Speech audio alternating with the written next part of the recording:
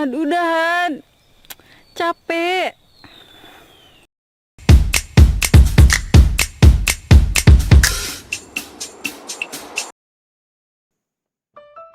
Remaja rentan terhadap resiko kesehatan, terutama yang disebabkan oleh interaksi sosial seperti kenakalan remaja, seks pranikah, dan kehamilan yang tidak diinginkan, hingga peningkatan insiden penyakit menular seksual yaitu HIV/AIDS. Dikatakan usia remaja menurut WHO 12-24 tahun, sedangkan menurut Kementerian Kesehatan Republik Indonesia tahun 2010, batas usia remaja 10-19 tahun dan belum menikah. Di Indonesia sendiri, pengidap HIV/AIDS pada remaja mencapai 2.881 kasus. Jumlah itu meningkat dari tahun 2010, yaitu sebanyak 1.622 pengidap HIV/AIDS, dikutip dari kompas.com. Nama HIV/AIDS udah gak asing lagi.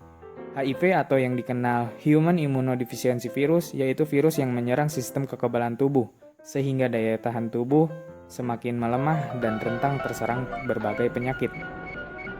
Virus ini merusak sistem kekebalan tubuh dengan menginfeksi dan menghancurkan sel darah putih yang bernama CD4. Virus ini dapat ditularkan oleh 3 cairan tubuh, yaitu darah, cairan seksual, dan air susu ibu. Maka media yang dapat menyebarkan virus ini yaitu seks bebas, penggunaan jarum bekas secara bergantian, transfusi darah dengan pasien yang terinfeksi HIV, dan air susu ibu kepada anaknya. Saat pertama kali HIV menyerang, tubuh akan membuat antibodi untuk melawan virus tersebut, sehingga muncul gejala ringan seperti demam, batuk, dan keringat malam, yang mirip dengan gejala flu. Fase ini adalah fase pertama perjalanan HIV menjadi AIDS dan berlangsung selama 2-6 bulan. Di fase kedua, virus terus berkembang di tubuh penderita tanpa memberikan gejala sama sekali, selama 5-15 tahun. Fase ini disebut dengan fase asimptomatik atau fase tanpa gejala. Di fase ketiga, ketika imun tubuh dilemahkan, muncul beberapa infeksi oportunistik yang sulit disembuhkan seperti pembekakan kelenjar limpa, sariawan, demam, dan batuk berbulan-bulan.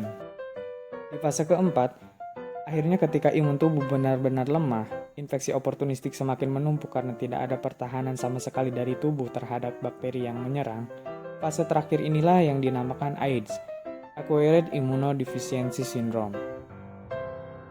Perilaku beresiko seperti seks bebas, anal atau vagina tanpa pengaman, menggunakan pisau cukur bekas, jarum suntik bekas, jarum tato, jarum tindik, dan jarum-jarum bekas yang lainnya secara bergantian sangat berpotensi menyebarkan virus HIV. Cara menghindari HIV yaitu hindarilah seks berganti-ganti pasangan, gunakan pengaman saat berhubungan seksual, lakukan prinsip monogami atau setia pada satu pasangan, jangan menggunakan jarum suntik dan pisau cukur bekas. Makanlah makanan yang bergizi seimbang, berolahraga secara teratur, dan istirahat yang cukup untuk meningkatkan imunitas tubuh.